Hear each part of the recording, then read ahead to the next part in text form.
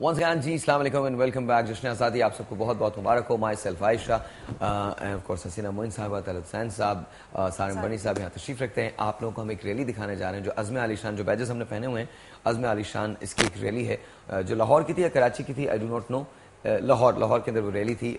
जश्न आज़ादी के सिलसिले में दोनों की रैली हमारे पास है. तो पहले वो देखते हैं, इसके बाद we'll talk about Pakistan and definitely जश्न आज़ादी.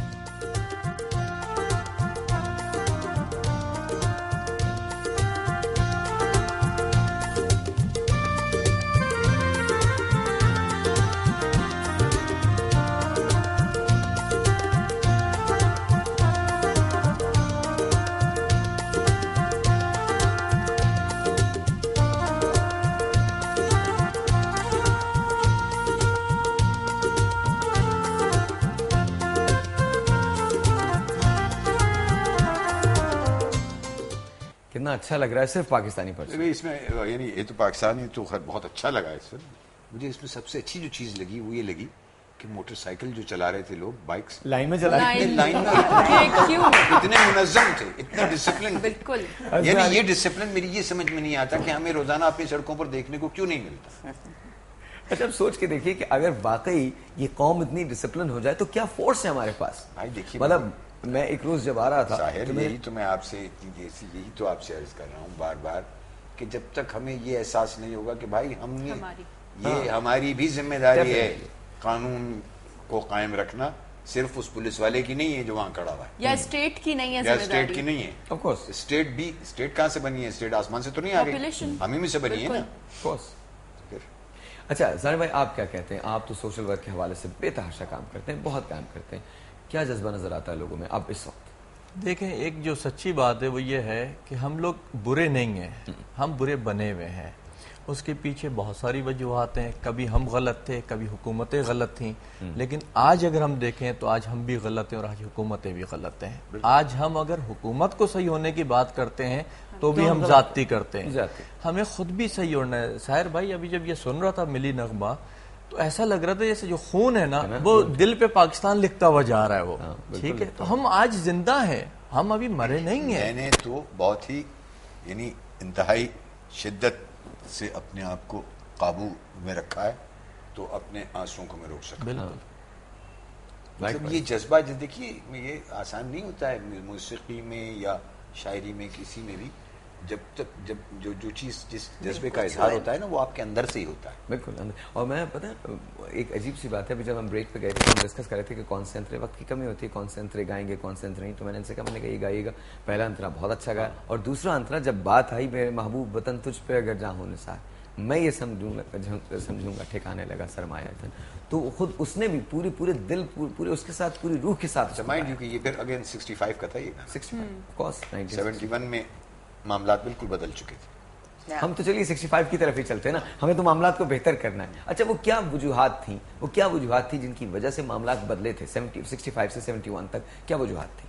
नहीं देखिए, ये तो अब उसमें बहुत लंबी कहानी है. अगर हम पॉलिटिकल ना जाए, बहुत लंबी कहानी है, और वो सिर्फ पॉलिटिकल नहीं है, उसमें बेशुमार चीजें हैं. लिहाजा वो एक अलग से प्रोग्राम, पूरा ही प्रोग्राम अलग से अगर आपको करना है तो बुला लीजिएगा, तो हम बात कर लेंगे. चलिए, डेफिनेटली.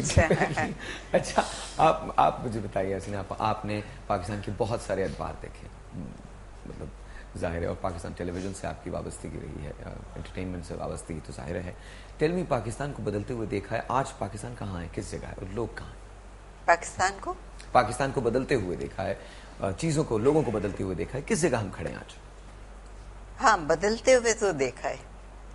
शुरू में बचपन में बड़ा प्यारा पाकिस्तान था, और प्यारा भी लगता है, लेकिन उस वक्त ये था कि ये एहसास नहीं था कि कहीं कोई खौफ है, इनसिक्योरिटी है, या कोई बुराई है.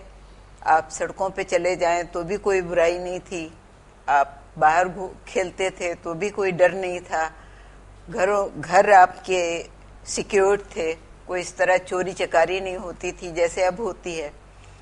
तो मुल्क में जो एक नज़्म ज़ब्त भी था, हुकूमत की तरफ से ख्याल भी रखा जाता था लोगों का.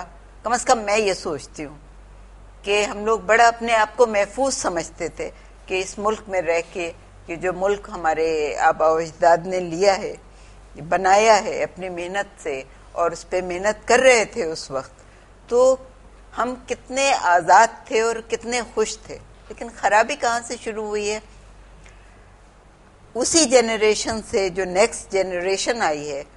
ہمارے یہاں ہمیشہ یہ ہوتا ہے کہ جو چیز بنتی ہے، بنانا بڑا آسان ہوتا ہے، کانکر کرنا بہت آسان ہوتا ہے، اس کو مینٹین کرنا بڑا مشکل ہوتا ہے.